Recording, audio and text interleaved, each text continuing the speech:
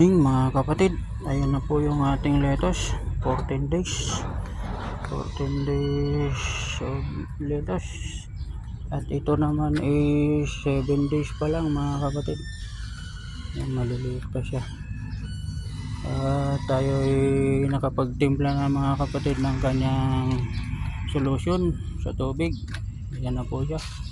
At i-transfer na natin siya dito sa grow box. Per box is 15 heads of lettuce po ang kasya dyan mga kapatid. Ito po yung takip niya. Lagyan po siya. Lalagay lang natin siya dyan sa ibabaw. Yan po yung paglalagay natin ng ating mga punla. Diyan na po siya lalaki hanggang siya ay ma-harvest. Yan na po, hindi na natin siya gagalawin pag na-transfer dyan. Itong ating mga seedlings, naka direct showing po yan mga kapatid. Direct showing na po ako, hindi na ako napupunla.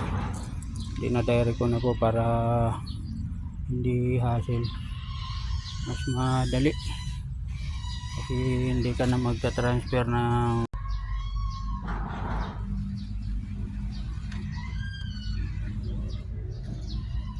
magandang hapon.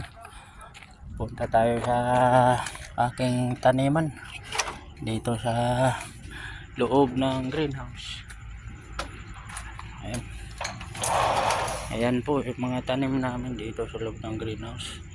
Ayan, may agarwood, binibenta po yan sa mga gustong bumili. Pwede po kayo magsadya dito sa aming association. At para makabili kayo, tanong lang po kayo sa aming presidente dito. At ayan, ito nga po yung aking mga bagong na-transfer na lettuce. Si Romaine, si Lalik, at si Torreños. Ito pong red lettuce. Si Locarno, Tormillion. At ito mix na po siya, si Torreños at si Locarno. Dito meron pa akong hindi na ita-transfer mga kapatid. Hindi ko pa siya na ita-transfer sa grow box. Nandito lang siya muna sa aking bottom drenching. Bottom drenching po yan mga. So bali ayan, 5 styro na po yung na-transfer natin. Nandito may isa pa tayong styro, may dalawa pa dun. At may bagong punla ako mga kapatid dito. Wala pa siyang tubo, kakapunla lang siya ngayon, kaya nakatakip pa siya. Bubuksan niya siya mga kapatid pagka tumubo na. Yan, hindi mo nadidiligan. Yan, may tumatanong dito mga kapatid. Wala na rin i-harvest yan. May tatong sa dulo. Yan po yung itsura ng loob ng styro box natin. Yan, wala yan,